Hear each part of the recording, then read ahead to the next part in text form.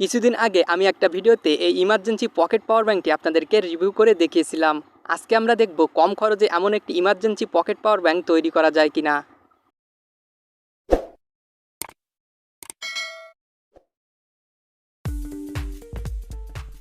তো এটি দিয়ে আমরা পাওয়ার ব্যাঙ্কের কেসিংটাকে তৈরি করব। তো আপনি চাইলে 15 বা 20 মিলি সিরিঞ্জ দিয়েও এটিকে তৈরি করতে পারেন। এর ব্যাটারি হিসেবে আমরা ব্যবহার করব 18650 মডেলের হাই ক্যাপাসিটির একটিমাত্র লিথিয়াম ব্যাটারি সেল এবং পাওয়ার ব্যাঙ্ক সার্কিট হিসেবে ব্যবহার করব rechargeable mini power bank circuit.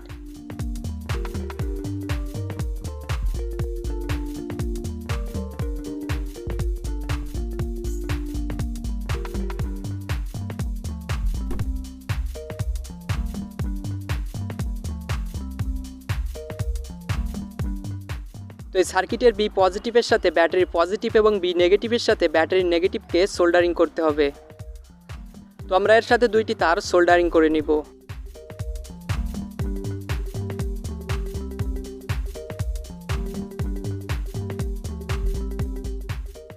এরপর আমরা বি পজিটিভের সাথে ব্যাটারি পজিটিভ এবং বি নেগেটিভের সাথে ব্যাটারি নেগেটিভকে সোল্ডারিং করে নিব।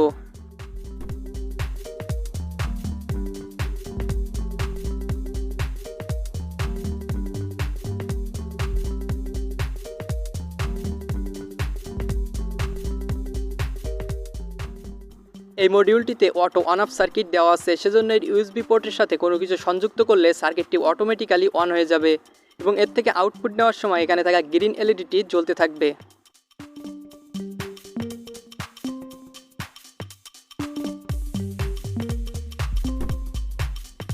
এরপর আমরা আঠা দিয়ে সার্কিটটিকে ব্যাটারির সাথে লাগিয়ে দেব।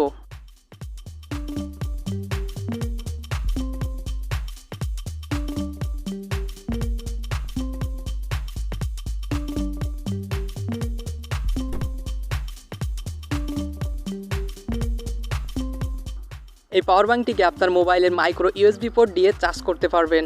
চার্জিং অবস্থায় এখানে থাকা রেড এবং গ্রিন এলইডি আপ ডাউন করতে থাকবে এবং ফুল চার্জ হয়ে গেলে গ্রিন এলইডিটি জ্বলতে থাকবে। এই পাওয়ার ব্যাঙ্কটিকে আপনারা খুব বেশি লোড দিয়ে চালাতে পারবেন না, সর্বোচ্চ 7 ওয়াট পর্যন্ত লোড দিয়ে চালাতে পারবেন। এই পাওয়ার ব্যাঙ্কটি ব্যবহার করে আপনারা মোবাইল চার্জ করার পাশাপাশি ছোটোখাটো ইলেকট্রনিক্স ডিভাইস যেমন ব্লুটুথ স্পিকার, ব্লুটুথ হেডফোন এগুলোকে খুব সহজেই চার্জ করতে পারবেন। এই পাওয়ার ব্যাঙ্কটির ক্যাপাসিটি নির্ভর করবে এতে ব্যবহৃত ব্যাটারির ক্যাপাসিটির উপর। যেহেতু এখানে আমরা একটিমাত্র ব্যাটারি সেল ব্যবহার করছি, সেজন্য লম্বা সময় ব্যাকআপ পেতে হলে অবশ্যই ভালো মানের 18650 মডেলের লিথিয়াম ব্যাটারি ইউজ করতে হবে। তো বন্ধুরা, ভিডিওটি ভালো লাগলে অবশ্যই একটি লাইক করবেন, আর এরকম নতুন নতুন ভিডিও পেতে চাইলে চ্যানেলটি সাবস্ক্রাইব করে পাশে থাকা বেল আইকন অল প্রেস করে দিবেন। তো সকলে ভালো থাকবেন, সুস্থ থাকবেন এবং সাথেই থাকবেন।